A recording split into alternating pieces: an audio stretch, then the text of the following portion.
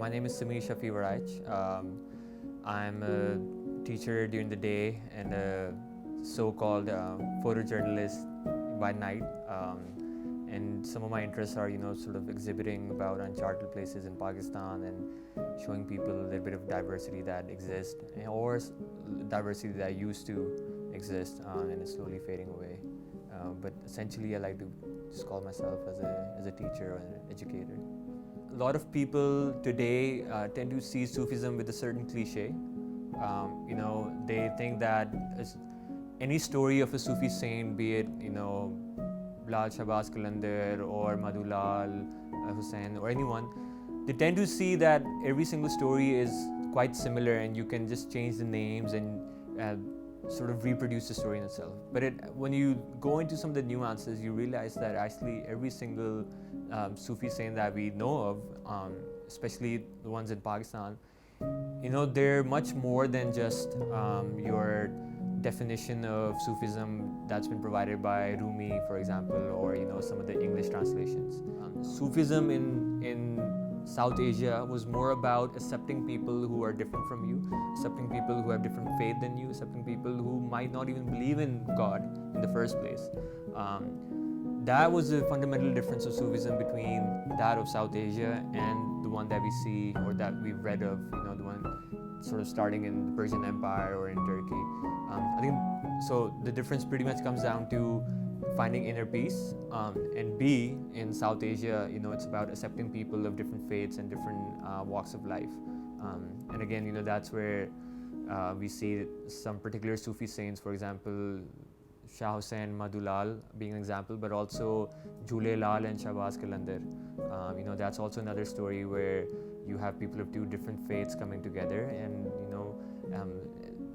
you don't just have Muslims that visit Sufi shrines in Pakistan. You have Hindus, Sikhs, Christians, Muslims. They all frequent Sufi shrines. And again, it's a huge difference between the Islam that we see here today and the Islam that was perhaps spread in the Arabian Peninsula. So when you look at Sufis in Pakistan, we tend to connotate your major metropolis with at least one Sufi saint.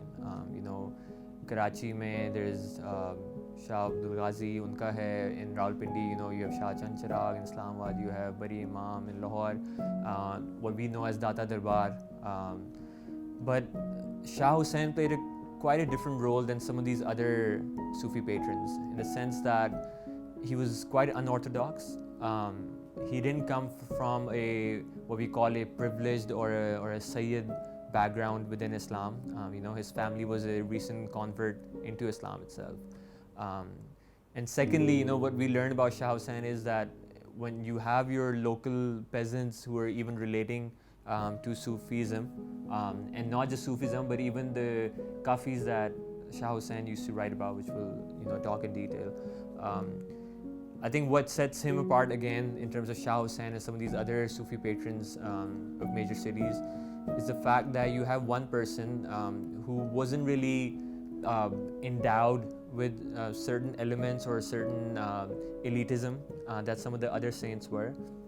And perhaps that's one of the reasons why even today, you have people from all walks of life who visit the shrine of Shah Hussain or Shah Madhu Lal Hussain.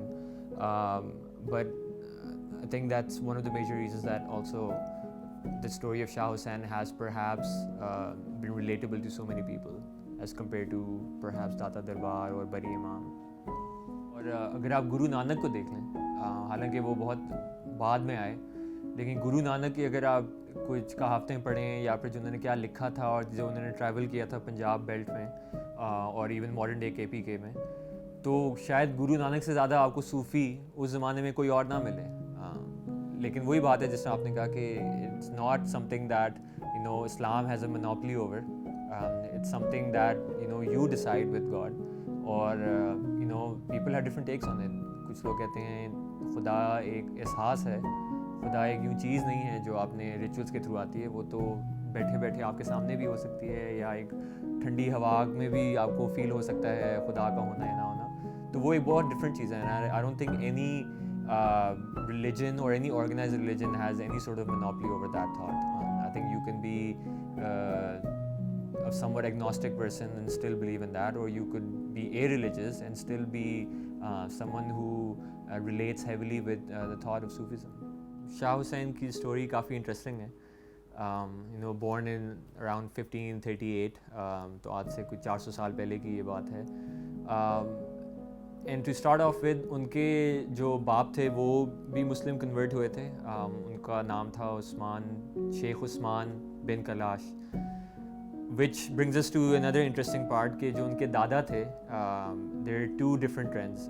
एक trend आपको ये कहता है कि उनके दादा convert हुए थे फ्रॉम एक हिंदू से मुसलमान कन्वर्ट हुए थे, लेकिन कुछ लोग कहते हैं कि उनके दादा भी कन्वर्ट नहीं हुए थे क्योंकि उन्होंने अपना नाम कैलाश ही रखा था. तो इनफैक्ट ये उनके बाप थे शेख उस्मान जो कन्वर्ट हुए. But again, belonged to a Rajput family and wasn't really a well-off or a merchant family in Lahore in any way. ये लोग शुरू में तो जेलम एरिया में रहते थे, फिर then they migrated to Lahore in terms of finding work, or in terms of profession they were weavers. और उस ज़माने में जो हिंदू लोग थे वो माने जाते थे कि एक प्रॉपर बिजनेसमैन या ट्रेड्समैन या जो मर्चेंट्स हैं वो आप समझ लें कि एक अगेन मोनोपली जो थी वो हिंदुओं के पास थी. तो शाह हुसैन स्टार्टेड ऑफ, अब उनके नाम भी जो दो दिए गए थे, शाह और हुसैन. शाह मीनिंग रूलर और एम्परर और किंग, जो वो अगर उनकी ज़ात देखा जाए तो वो कहीं से भी नहीं थे. और दूसरा नाम हुसैन, जो हज़ूर सल्लल्लाहु अलैहि वसल्लम के जो नवासे थे उनका नाम था. Obviously quite revered in that sense as well. So Shah Hussain, when he started off as a Muslim boy, he didn't really know what was coming up. मदरसा जाते थे, टिकसाली गेट पे उनका मदरसा था. उधर क्लासेस लेते थे कुरान की, उधर मुल्ला और शेख होते थे, उनको कुरान हिफ्ज़ करवाते थे, कुरान याद भी करवाते थे और उसकी ट्रांसलेशन भी उनको बताते थे. और इसी तरह उनका सफ़र स्टार्ट हुआ कि एक दिन जब अराउंड 35-36 साल के थे वो, उन्होंने कुछ ऐसी चीज़ पढ़ी जब वो कुरान पढ़े कि जी ये जो दुनिया है ये तो सिर्फ मौज और मस्ती के लिए है. ये एक किस्म की it's a world of games essentially. So right there and then, he closed the Quran, stood up, laughing and giggling. He just ran out of the madrasa and started dancing and playing around. तो यहाँ पे obviously जो उनके शेख थे, जो उनके मुल्ला थे, बड़े ऑफेंड हो गए कि जी आप कुरान पढ़ रहे हैं और ये ऐसी चीज़ नहीं है जिसका मजाक उड़ा सकें. तो वहाँ पे फिर एक सिलसिला स्टार्ट हुआ शाह हुसैन का, as we know it, that this was the first instant where he shunned orthodoxy.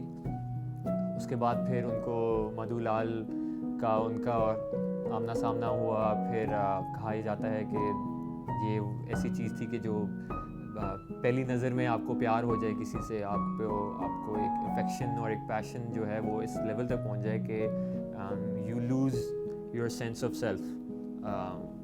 And that's exactly what happened with Shah Hussain as well. क्योंकि मधु लाल एक छोटा सा बच्चा था जो घोड़े पे सवार था ये रावी के इस पार, और उनका जो ख़ुद ताल्लुक़ था वो शादरा से था. और शादरा उन दिनों में उसको बोला जाता था कि ये रावी के उस पार वाली जगह है. तो ये एक मधु लाल के नाम से एक लड़का था, एक बच्चा उन ज़माने में घोड़े पे सवार थे. He was travelling through Bhagwanpura area. वहाँ पे फिर जब शाह हुसैन उनको देखा, उन्होंने कहा कि ये मैंने इनसे मिलना है और ये जहाँ रहते हैं मैं उनके पास जाऊँगा. और फिर ये उनके घर का चक्कर लगाते थे इर्द गिर्द, और जिस पे कहते हैं आप किसी पे बिल्कुल फ़ना हो जाना. ये एक वो इंसिडेंट था. और उसके बाद ऑब्वियसली उनका बॉन्ड इतना डीप था और they used to spend the entire day together that people started regarding Shah Hussain and Madhu Lal as one entity, as Madhu Lal Hussain. तो वो एक ज़ाहिर है जिस एंगल से लोग उनको देख रहे थे वो एक कम्प्लीटली डिफरेंट था जिस एंगल में इनका रिलेशनशिप डेवलप हो रहा था, be it public or private. That was quite different as well.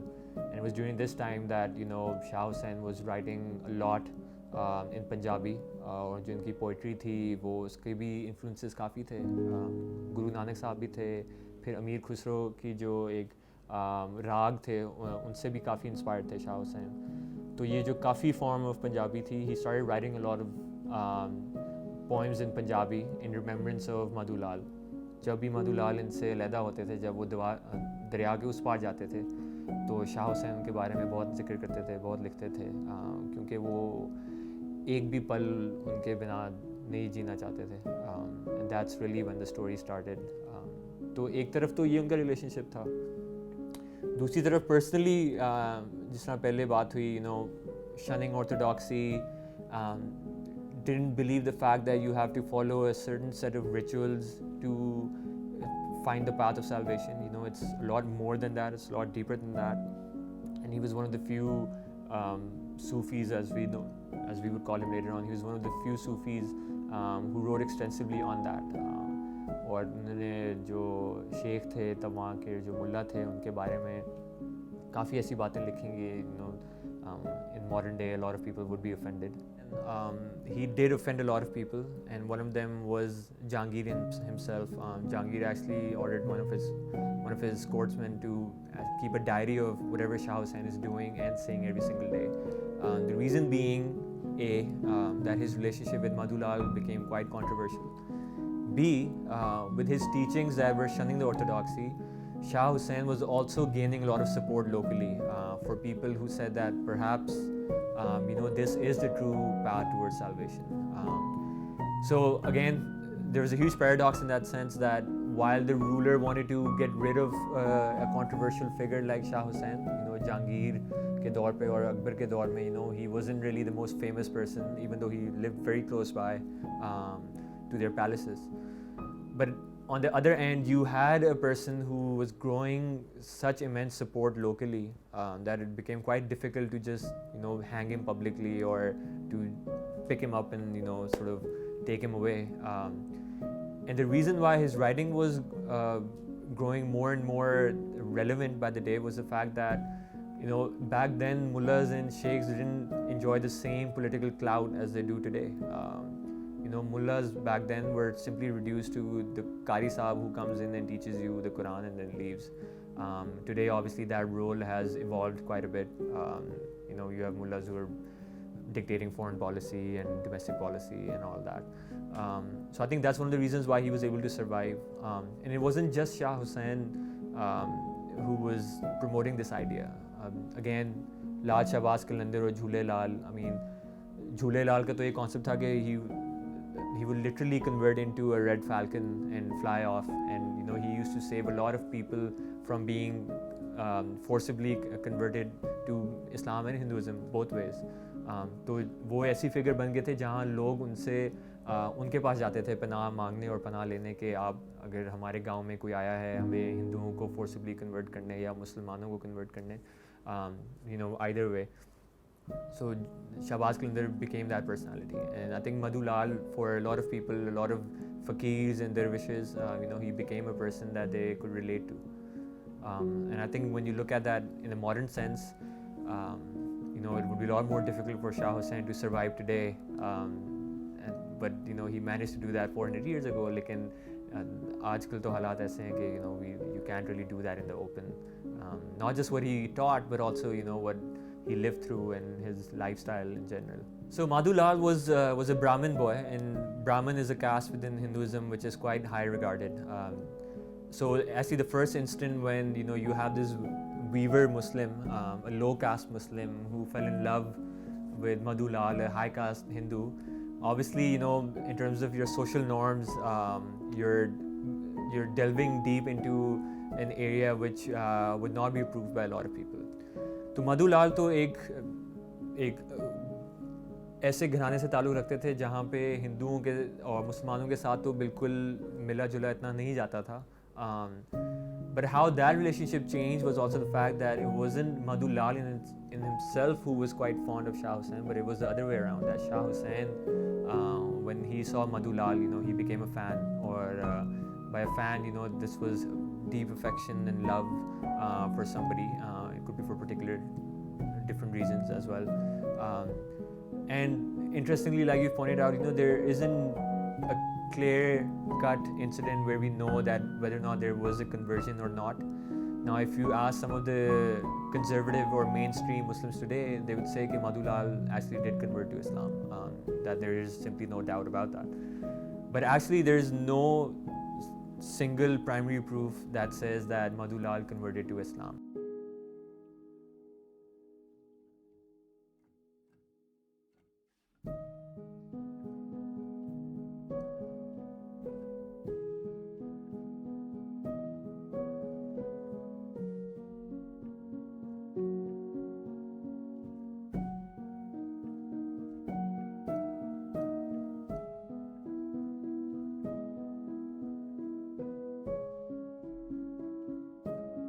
देखिए, एक जो अफेक्शन और एक मुर्शिद मुरीद का जो रिलेशनशिप है, एक तो हमें बहुत कन्वेंशनल रिलेशनशिप कुछ पता है. फॉर एग्जांपल, अगर आप देखें शम्स तब्रेज़ और जलालुद्दीन रूमी का जो आपस में रिलेशनशिप था, वो भी एक ऐसा था कि जहाँ उनकी लिखाई से ज़ाहिर होता था कि ये एक डीप अफेक्शनेट किस्म का रिलेशनशिप है.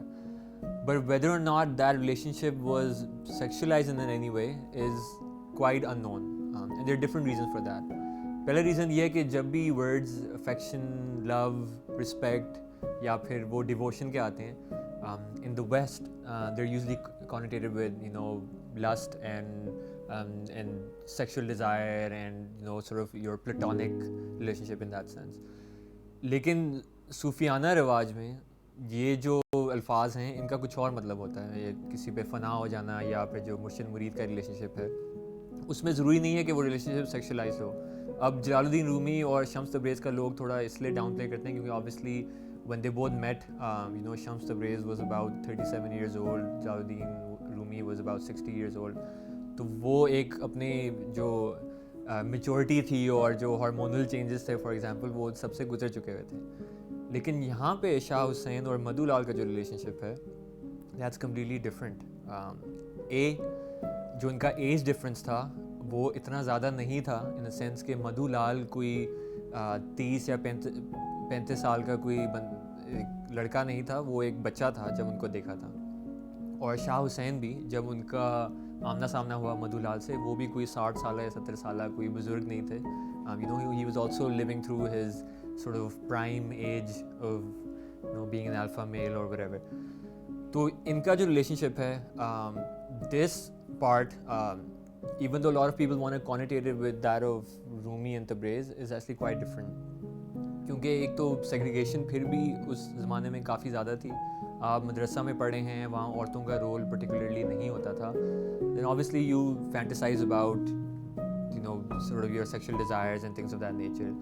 तो मधु लाल और शाह हुसैन का जो रिलेशनशिप था, if you look at some of the writings and if you look at the accounts that have been written through Jahangir कोर्ट्समैन या फिर जो उधर के भगवानपुरा इलाके के जो लोग रहने वाले थे, this relationship was actually, you can't really reject the idea कि it was sexualized. I think वो इसमें कुछ hints आपको मिलती हैं, कुछ इसमें clues या वो cues वगैरह हैं जो which lead to that. Also, we need to realize that this relationship between two people of the same gender, especially that of a man and a boy, wasn't something completely alien to Islam at that point. ये खलीफा के दौर में जब caliphate था तब भी बहुत common था. बल्कि आपके जो ये खलीफा ये इस्तांबुल में जो रहते थे, वो तो बड़ी कॉमन प्रैक्टिस होती थी. They used to have little boys as पूरे जो म्यूज़ वगैरह होते थे. जो फिर आपके पर्शिया में which also covers modern day Afghanistan, Iran and these places, यहाँ पे भी बहुत कॉमन प्रैक्टिस थी, including central Asia. And obviously later on with in the Mughal era, weather that's relationship with Unix और या फिर आपके जो कॉन्क्यूबाइंस हैं या फिर डिफरेंट रिलेशनशिप है, ये समवट कॉमन प्रैक्टिस थी विद इन इस्लाम. हाउएवर आजकल के दौर में अगर हम उसको बिल्कुल एक मुर्शिद और मुरीद के रिलेशनशिप में अगर उसको सिंप्लीफाई करें, तो ये तो एक शाह हुसैन और मधु लाल के रिलेशनशिप के साथ भी ज़्यादती है. और दूसरा ये कि we're not looking deep enough into their relationship, which tells us a lot more than barely teachings of Sufism. This relationship was that of pure love and ecstasy. और काफ़ी इंस्टेंसेस में जब एक दिन भी शाह हुसैन को गुजारना पड़ता था मधु लाल के बगैर, तो वो उनको बहुत याद करते थे और उनकी लिखाई में ज़ाहिर होता है कि वो उनके बिना एक लम्हा भी नहीं जीना चाहते थे. they actually used to share the same bed a lot of times as well. वो भी उसके भी accounts हैं. ये सिर्फ वो इंस्टेंसेस थे जब फॉर एग्जांपल उनको एक रात के लिए भी जाना पड़ता था अपनी फैमिली के पास, तो ये उनको इतना याद करते थे कि despite spending 364 days together, that one day would be overbearing, कि वो जो पिछले जितना भी टाइम गुजारा है वो फिर भी वो भूल जाते थे सारा. Such was the idea of being separated. For example Madhu Lal ने अपनी फैमिली के साथ जाना था उत्तराखंड एरिया में जो आज इंडिया में है, हिंदुस्तान में. तो यहाँ पे उन्होंने गंगा के पास जाना था अपना just to do a ritualistic practice Hinduism में. तो उनकी फैमिली उनके साथ जा रही थी, मधु लाल को लेकर जा रही थी. शाह हुसैन ने उनकी फैमिली से बात की कि अगर ये चले गए तो मेरा तो इनके बगैर कोई जवाज़ ही नहीं है. तो उन्होंने उनसे एक प्ली की ऑफ सॉर्ट्स कि आप इनको इधर ही रहने दें, आप जब उधर पहुँचेंगे उत्तराखंड तो मैं मधु लाल को खुद अपने साथ लेकर आऊँगा. So the story goes, obviously it's one of the legends, so we don't really know whether it's completely true or not. वो ये हुआ कि जब मधु लाल ने उनके साथ टाइम गुजारा और उन्होंने बड़ा मतलब इन्जॉय किया, फिर जब फाइनली टाइम आ गया कि उन्होंने पहुंचना था गंगा पे, तो शाह हुसैन ने मधु लाल को बोला कि तुम अब अपनी आंखें बंद करो, और मधु लाल ने अपनी आंखें बंद की. उन्होंने शाह हुसैन ने ज़मीन पे अपना पाँव रगड़ा 3 मरतबा, उनको फिर बोला कि अपनी आंखें खोलो. और जब मधु लाल ने अपनी आंखें खोली तो वो अपनी फैमिली के साथ उत्तराखंड में गंगा के बिल्कुल साथ खड़े हुए थे. So obviously ये एक स्टोरी है. This is one of the miracles that were performed by Shah Hussain. लेकिन अगर आप उनकी राइटिंग्स देखें उसमें ये है कि whether every time there's a writing about separation or love or longing for someone, तो वहाँ पे शाह हुसैन की जो काफ़ी है वो उसका जो स्टार्ट है वो ही मधु लाल से होता है कि मधु लाल अगर उनके करीब होते या उनके रेफरेंस से होती हैं.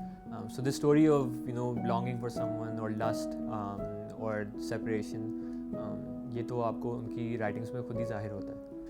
Another story is that it was Madhu Laal का नाम सिर्फ मधु था.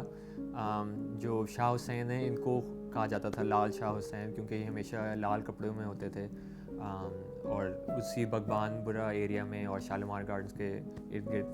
I think it's more clever than fascinating because a lot of these poets and sort of saints were able to write their true feelings of love on paper without becoming controversial figures. Because when you have somebody who opens up their writing, you can easily say, I'm obviously referring to God and not this muse या फिर जो भी whatever this other relationship that I have.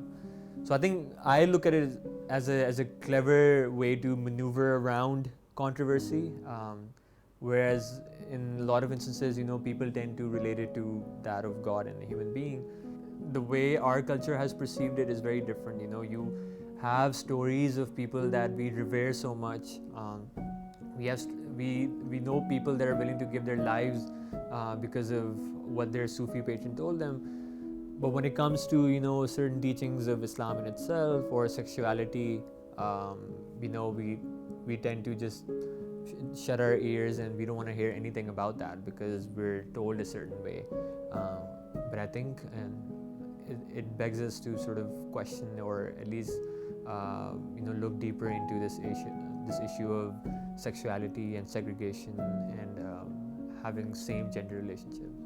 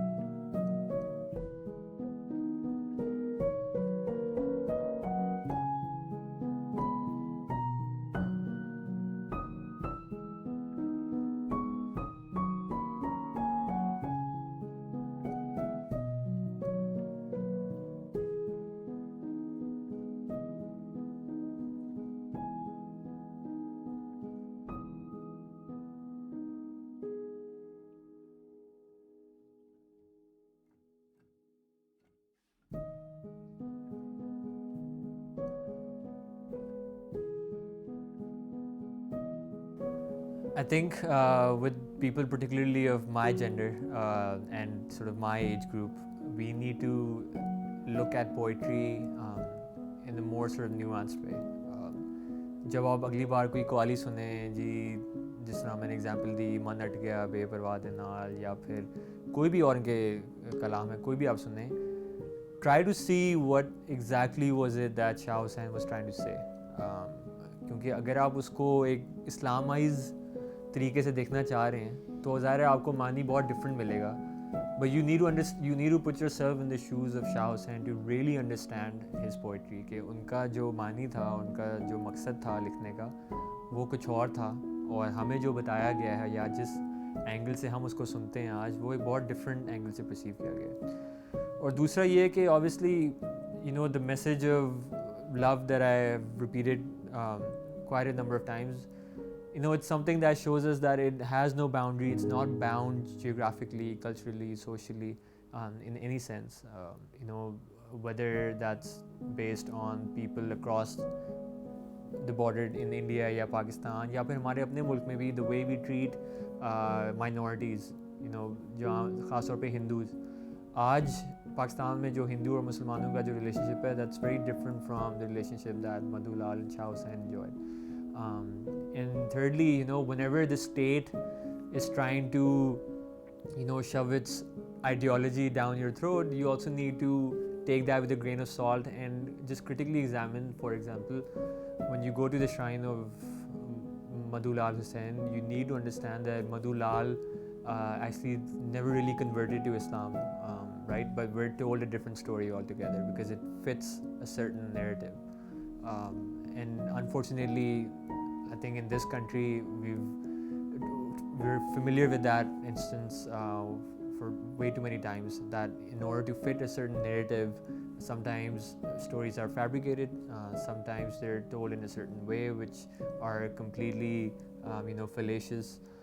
So I think we need to self-examine, rather than having somebody else tell us what the teaching really is. Do a little bit of introspection and really use the opportunity and use the story of Madhu Lal Hussain to think a bit deeper about what love really is.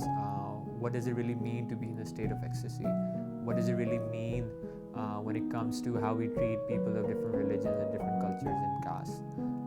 I think the issue with Pakistan today is that we're not only at crossroads within it ourselves as Muslims. We have such problems with different religions, whether they're monotheists या जो भी हैं.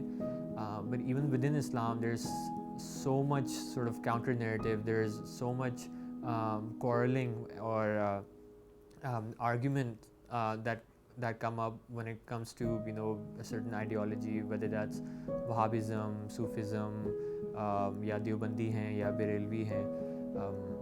I think we can all sort of choose to live together, and if Madhu Lal and Shah Hussain could do it, I don't see any problem why Muslims in Pakistan have a problem with embracing each other, but regardless of what background they come from. वे मधु मैं वड्डा थियां बदनाम, राती P के दुख दा प्याला टुरिया सवेरों शाम, की आखां मैं की सी पीती लोकी दसन हराम, काफर आखन सारे मैनू लावन सब इल्ज़ाम, मुख फेरन सब मेरे वलों नाल कड्डां दशनाम, रोए हुसैन मेरे साईं नू मधु छेती भेज सलाम. So this was obviously when Madhu Lal and Shah Hussain were separated from each other. और ये भी बड़ी मशहूर बात है कि शाह हुसैन जब फिरते थे तो उनके साथ एक कप होता था जिसमें लोग कहते थे कि उसमें कोई ख़ास किस्म की जो एक वाइन है वो होती थी.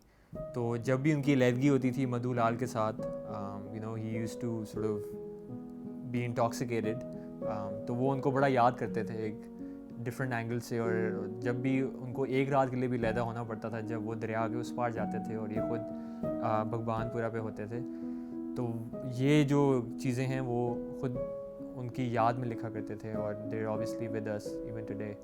And I think this is one of the probably lesser heard kafis जो ज़्यादातर सुनाई दी जाती हैं. वो तो आपने कवाली की फॉर्म में सुनी ही होंगी, और they been performed from Nusrat Fateh Ali to Abda Parveen, Junoon, Kurratulain Baloch, Hamid Ali Bela, Pathan Khan, मतलब हर बंदे ने उसको एक अपनी फॉर्म दी है.